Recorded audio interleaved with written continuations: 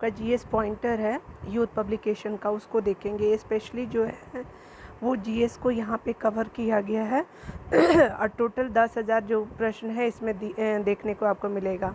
इसके अंतर्गत जो है आपको एग्ज़ाम जो जितने भी कवर होंगे, तो आपका खंड शिक्षा अधिकारी हो गया।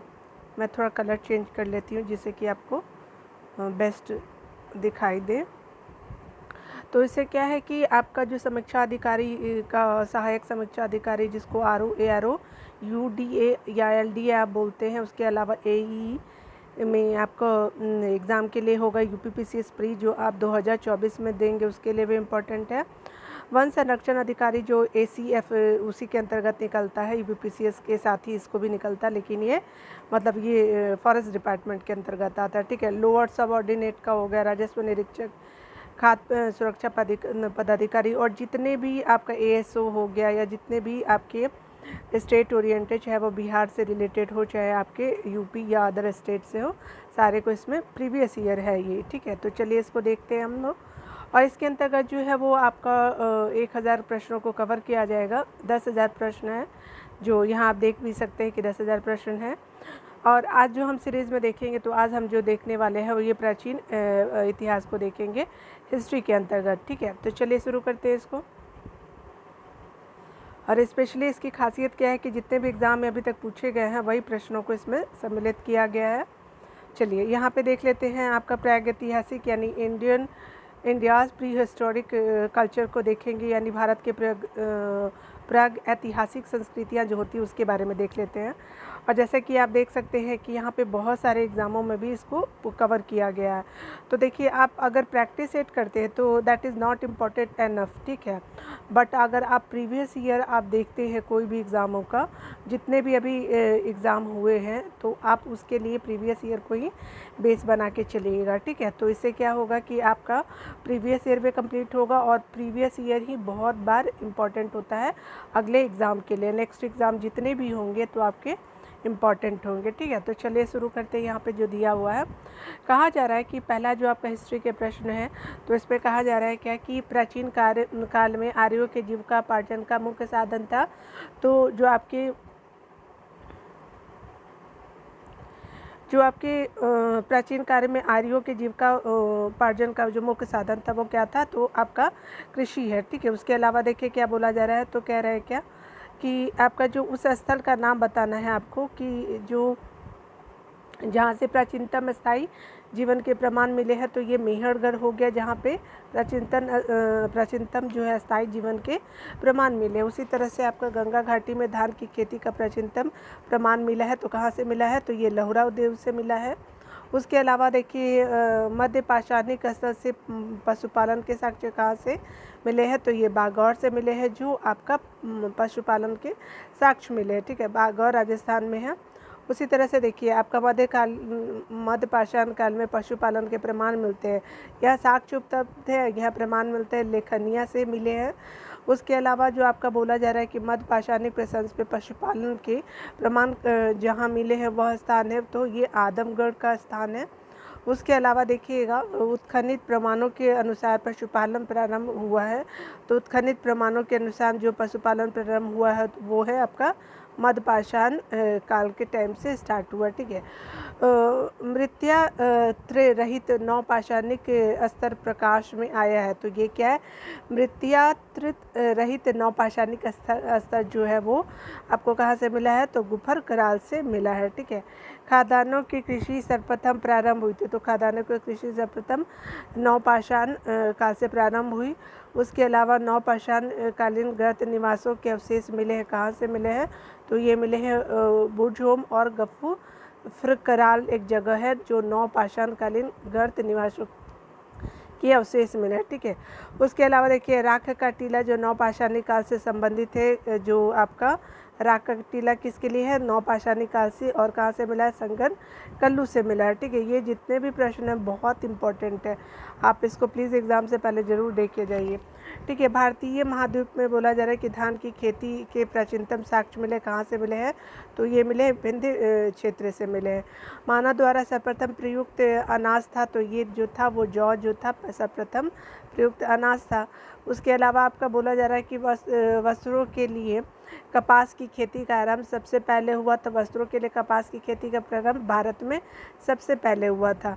बृहद पाषाण स्मारकों की पहचान की गई है, तो ये की गई है मृतकों को दफनाने के स्थानों के रूप में जो है वो पहचान की गई है। एक ही कब्र में से 3 मानव कंकाल निकले हैं, तो ये दमदमा से निकले हैं, यानी एक ही कब्र से 3 मानव कंकाल निकले। ठीक है। विंध्य क्षेत्र के वह शिक्षाश्रय जहाँ से सर्वाधिक मानव कंकाल मिले हैं, तो ये मिले हैं लेखनिया से मिले हैं। उसी तरह से देखिए भारत में वह शिक्षाश्रय जहाँ से सर्वाधिक चित्र प्राप्त हुए हैं, तो ये है आपका भीमबेटका है। तधेरी एक पर्वतीय हड़प्पीय पुरास्थल है, कहाँ से है, तो ये आपका पंजाब से है। उसी तरह से है आपका जो है ताम्रपाषाणिक स्थल नौदा टोली अवस्थित है, तो नौदा टोली जो है ताम्रपाषाणिक स्थल है, तो कहाँ से मिला है, तो ये आपका मध्य प्रदेश से मिला है। गौरिक मेदभांड जिसको OCP के नामकरण से हुआ है, तो ये आपको हस्तिनापुर यानी देखने को मिलेगा। ठीक है। उसी तरह से आपको जो है भारत का वह स्थल जहाँ से खुदाई से जो लौह धातु के प्रचलन के प्राचीनतम प्रमाण मिले हैं, तो लौह धातु के प्रचलन के प्राचीनतम प्रमाण अतरंजी खेड़ा से मिले हैं। उसी तरह से ताम्रपाष काल में महाराष्ट्र के लोग मृतकों के शरीर को फर्श के नीचे मतलब किस दिशा से किस दिशा में दफनाते थे, तो ये उत्तर से दक्षिण दिशा में रखते थे, दफनाते थे। ठीक है। कोपेनहेगन संग्रहालय की सामग्रियों से पाषाण काश और आपका लौह युगीन त्रियुगीय विभाजन किया गया था, तो ये किया गया था थॉमसन के द्वारा। ठीक है। अगला देखिए भारत में प्रथम पाषाणिक उपकरण की खोज करने वाला रॉबर्ट ब्रूस कहाँ थे, वो एक क्या थे पूछा जा रहा, तो भूगर्भ वैज्ञानिक थे। जो आपको देखिए यही सब चीज़ें जो है आपको यूपी का जो घटना चक्र है उसमें मिलेगा, तो सेम ही वही है, लेकिन ये 1 लाइनर फॉर्मेट को कंप्लीट किया गया। ठीक है। ताम्रपाषाणिक स्थल नौदा टोली का उत्खनन हुआ है, तो ये किया गया है आपका HD संकलिया के द्वारा। ठीक है। अब चलिए हम लोग जो है वो आपका देख लेते हैं इंडस वैली सिविलाइजेशन, जो कि आपका सिंधु सभ्यता संस्कृति को देखते हैं कि क्या इसके अंतर्गत इम्पॉर्टेंट प्रश्न अभी तक पूछे जा चुके हैं एग्ज़ामों में। ठीक है। और प्रीवियस ईयर ही बहुत इम्पोर्टेंट हर बार की होता है। तो सिंधु सभ्यता है, तो ये आर्द्र ऐतिहासिक युग का है। उसी तरह से हड़प्पा संस्कृति की उत्तरी सीमा का निर्धारण करता है, तो मांडा यानी हमारा कहाँ जम्मू कश्मीर का हो गया। उसी तरह से आपका जो बोला जा रहा है, तो सिंधु घाटी सभ्यता का वह स्थान जहाँ अब पाकिस्तान में है, तो पाकिस्तान में अब जो है वो हड़प्पा जो है अब पाकिस्तान में है।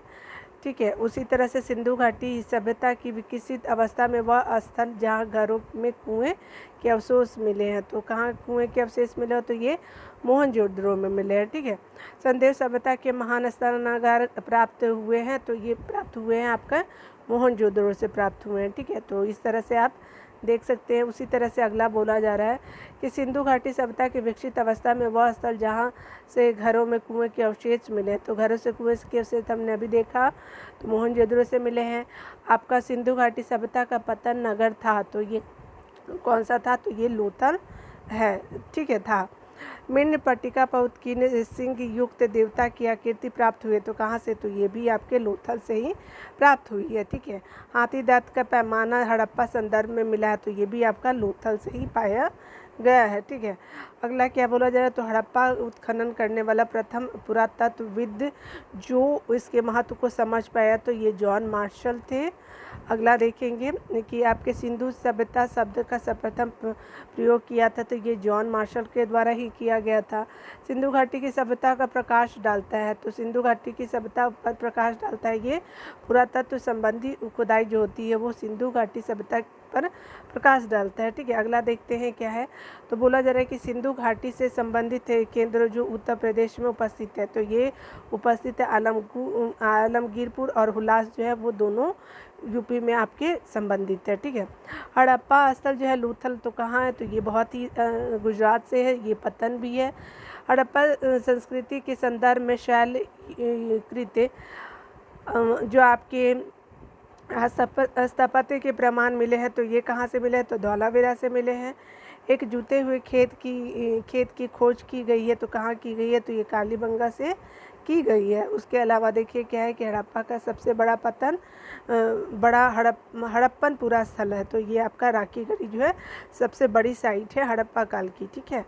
अधिसंख्य हड़प्पा स्थल स्थित थे कहाँ, तो ये सिंधु घाटी में आपका अधिसंख्य हड़प्पा स्थल स्थित है।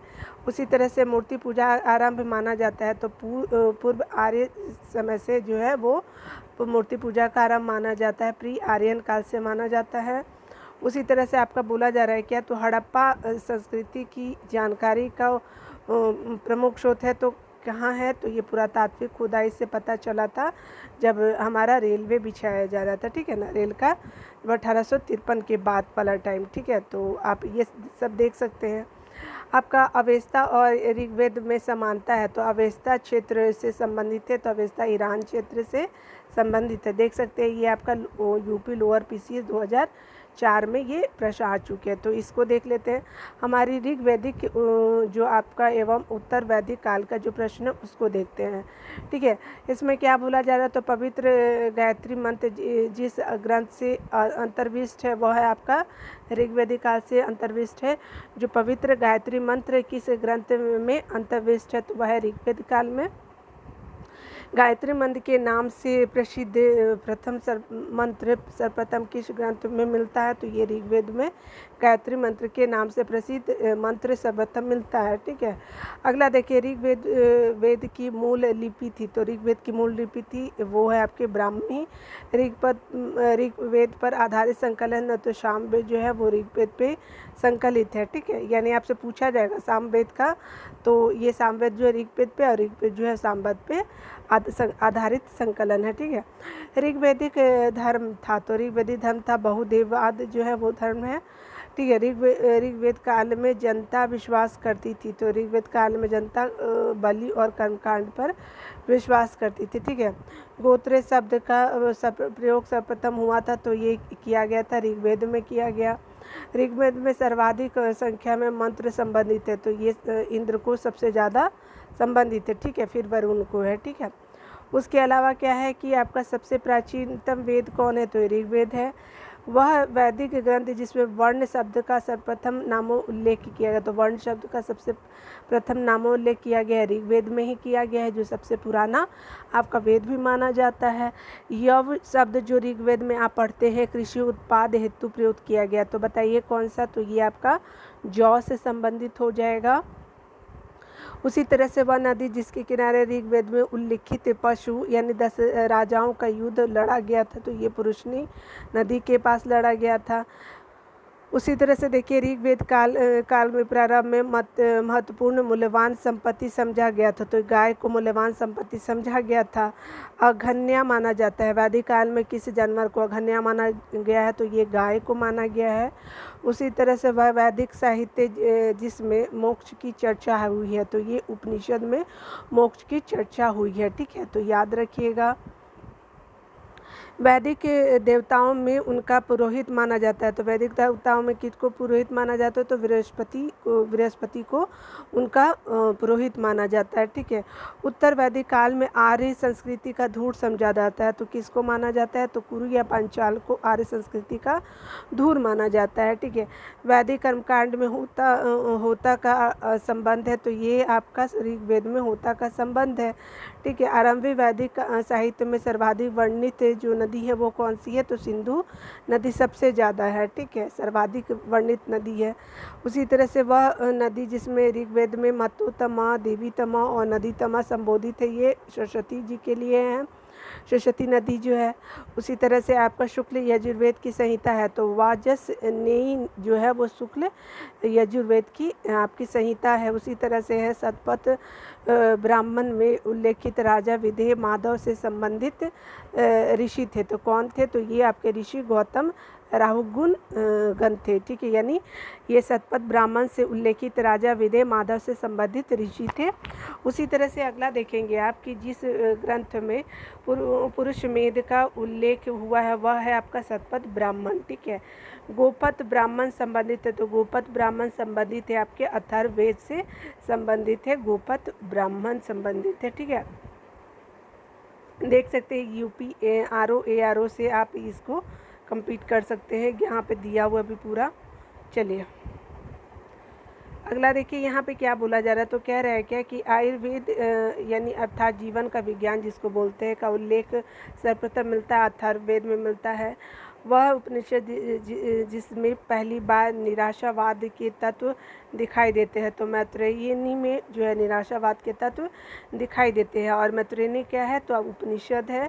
ठीक है, आपका अगला क्या बोला जा रहा है। तो भारतीय प्रतीक पर किन सत्व में उजैते लिया गया है।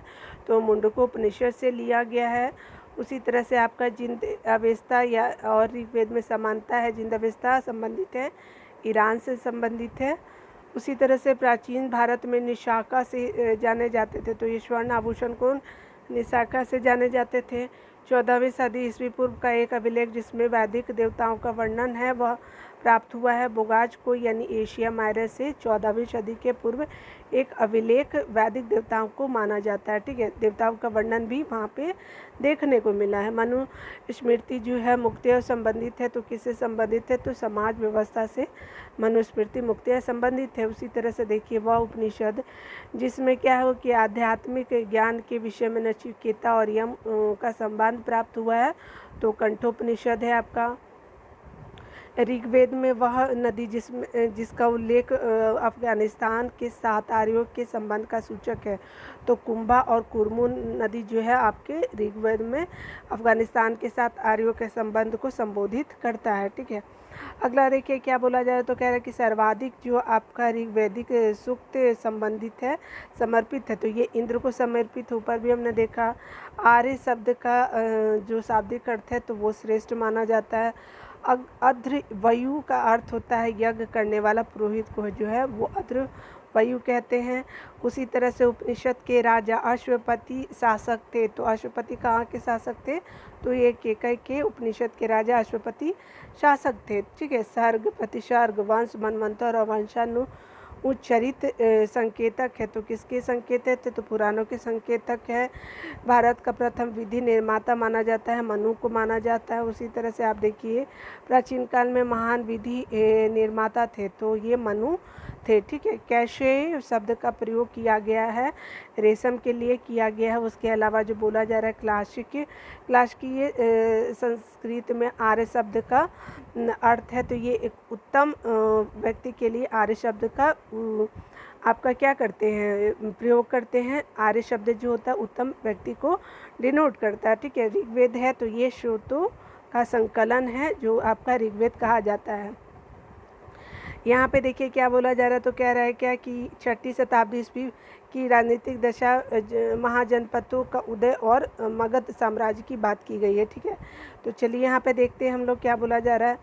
तो आप देखिए 16 जनपदों का उल्लेख। तो अंगुत्तर निकाय में जो आपका बौद्ध धर्म से संबंधित है। कलिंग नरेश खारवेल की से वंश से संबंधित है। तो कलिंग नरेश खारवेल जिनका संबंध आपके चेदी वंश से। ठीक है, 6ठी शताब्दी ईस्वी का मत्स्य महाजनपद स्थित तो ये राजस्थान यानी विराटनगर जो बोलते हैं मत्स्य जो है। ठीक है, उसकी राजधानी विराटनगर है।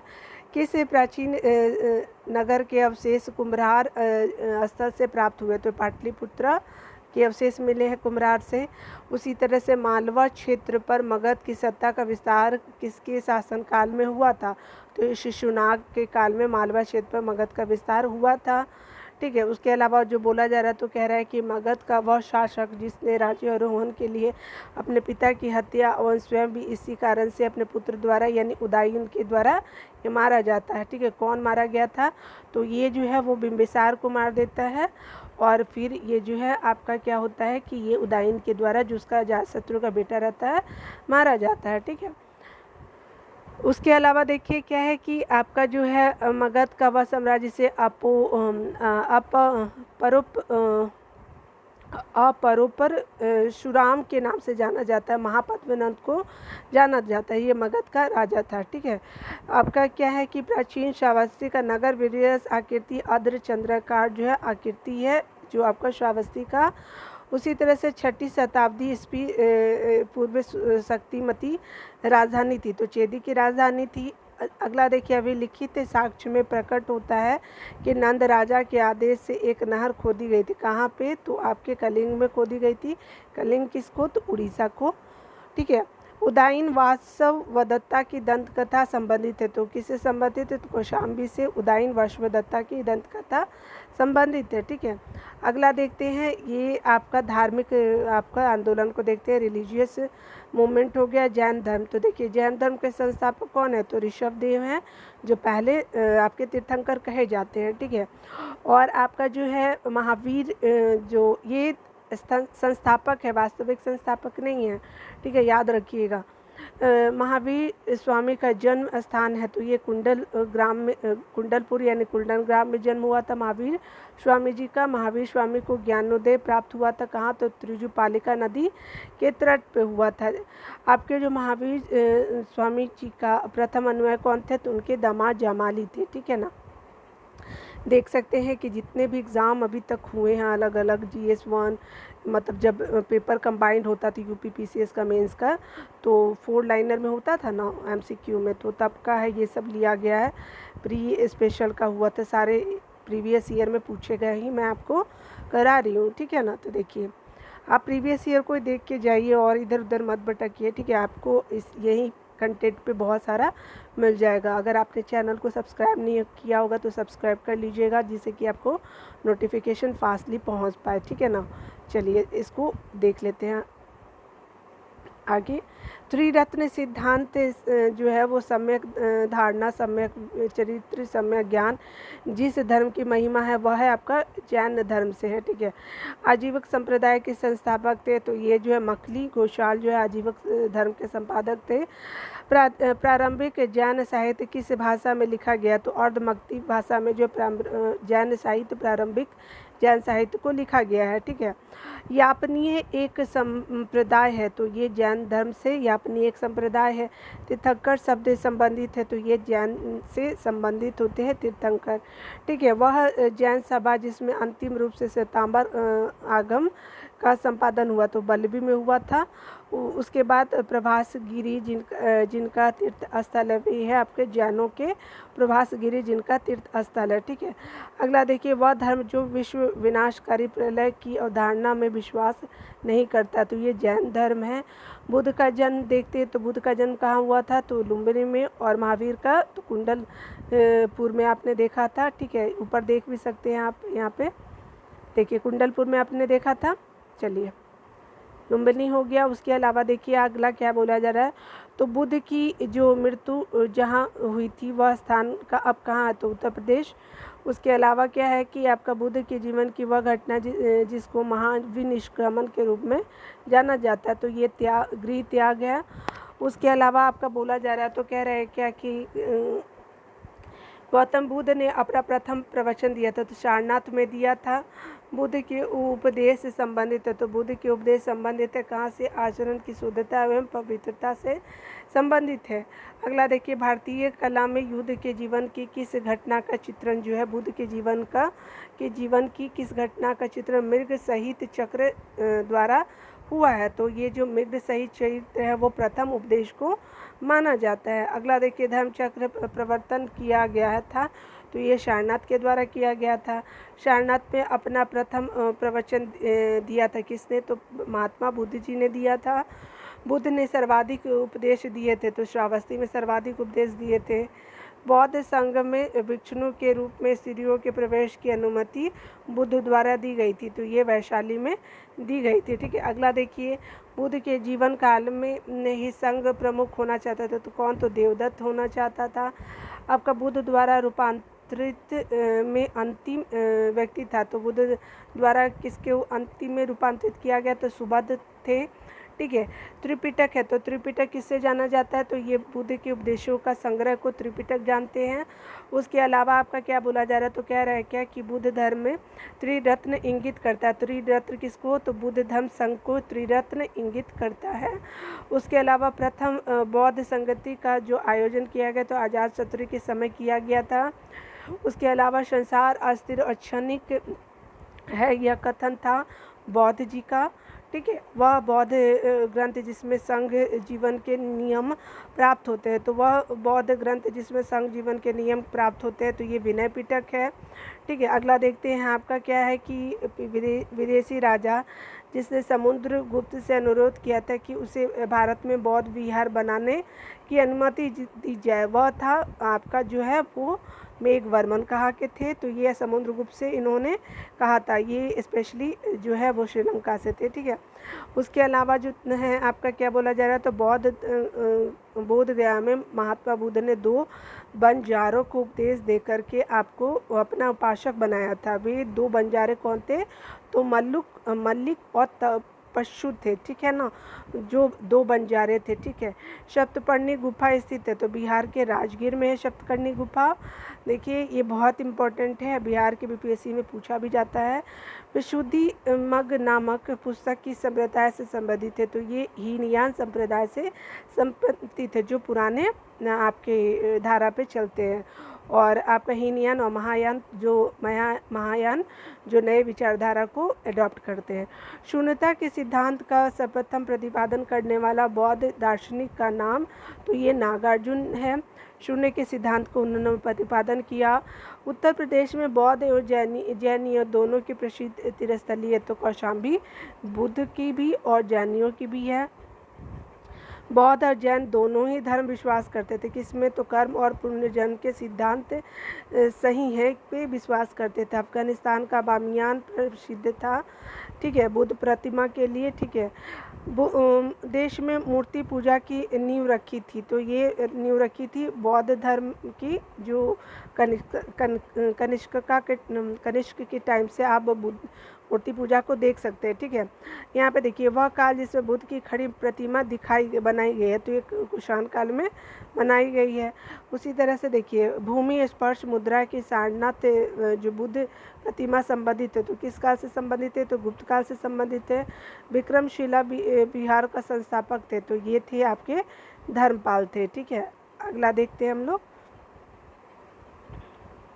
यहाँ पे जो बोला जा रहा है, तो कह रहा है कि आपके कहाँ के स्तूप जो है वो आपके कहाँ के जो स्तूप के उत्खनन में सारिपुत्र के अवशेष प्राप्त हुए, तो सांची के स्तूप से।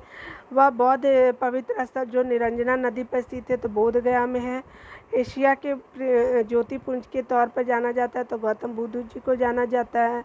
गौतम बुद्ध के समय का प्रसिद्ध वैद्य जीवक किसके दरबार से संबंधित है, तो बिंबिसार के दरबार से संबंधित है। बुद्ध कौशाम्बी किसके राज्यकाल में आए थे, तो बुद्ध कौशाम्बी उदयन के राज्यकाल में आए थे। ठीक है, उसके अलावा देखिए क्या होता है कि तिब्बत में बौद्ध धर्म के सुधार में महती भूमिका निभाने वाला उपाध्याय अतीश किस बिहार के प्रसिद्ध विद्वान थे, तो विक्रमशिला के थे। अति से दीपांकर इनको बोलते हैं पूरा नाम, तो विक्रमशिला के विद्वान थे। अर्धनारीश्वर मूर्ति में आधा शिव आधा पार्वती प्रतीक है। देव और शक्ति का योग को आप प्रदर्शित देख सकते हैं इसमें।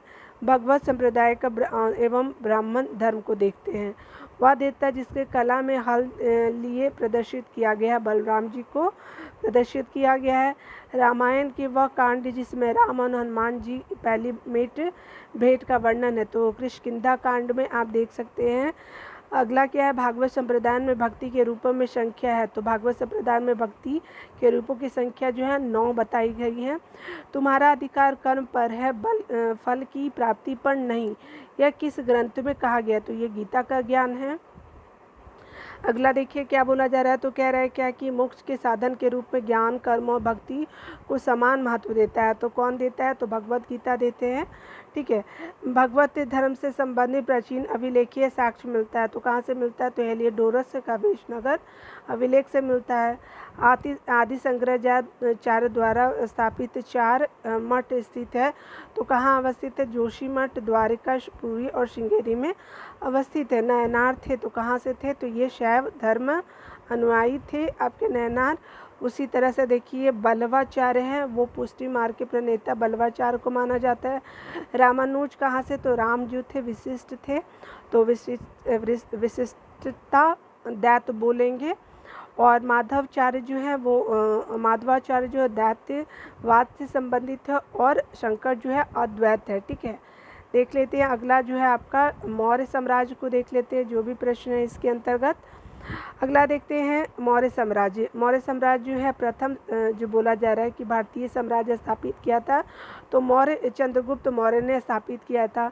उसके अलावा सेंड्रोकोटस जो उसको जिनको हम लोग चंद्रगुप्त मौर्य और सिकंदर महान की भेंट का उल्लेख किया है, तो जयश्री ने किया है। उसके अलावा जल की आवश्यकता को ध्यान में रखते हुए जिस प्रथम शासक ने गिरनार क्षेत्र में एक झील का निर्माण कराया था वह था चंद्रगुप्त मौर्य ने करवाया था। अभिलेख जिससे यह प्रमाणित होता है कि चंद्रगुप्त का प्रभाव पश्चिम भारत पे था, तो ये किसने प्रमाणित किया है, तो ये आपका जो अभिलेख है रुद्रदामन का जूनागढ़ अभिलेख जो आपको गुजरात में देखने को मिलेगा, उसमें आपका चंद्रगुप्त का पश्चिम भारत में आपका क्या था, प्रभाव था। कौटिल्य का अर्थशास्त्र एक क्या है, शासन के सिद्धांतों की जो राजनीतिक के ऊपर बनाई गई है।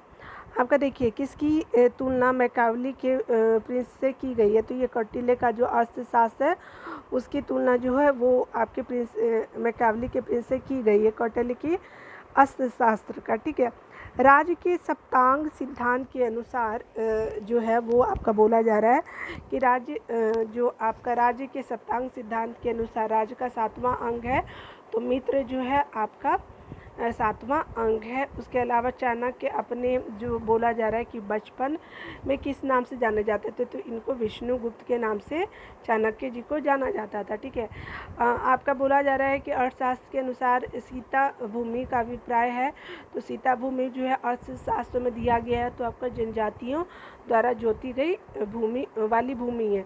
जनजातियों द्वारा जोती जाने वाली भूमि जो है सीता भूमि के अंतर्गत आती है। ठीक है, वे शासकों जिन्होंने गिरनार क्षेत्र में जल संसाधन व्यवस्था की और ध्यान दिया, तो ये चंद्रगुप्त मौर्य और अशोक ने किया था।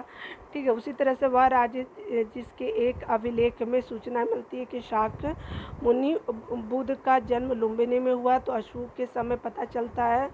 ठीक है, अगला देखिए सारनाथ स्तंभ का निर्माण किया गया था, तो ये अशोक ने किया। ठीक है, अशोक द्वारा स्थापित सबसे सुरक्षित स्तंभ कौन सा है, तो लौलिया नंदनगढ़ आपको देखने को मिलेगा, और नंदनगढ़ में क्या है, मोर वाला भी आकृति बनी हुई है। ठीक है,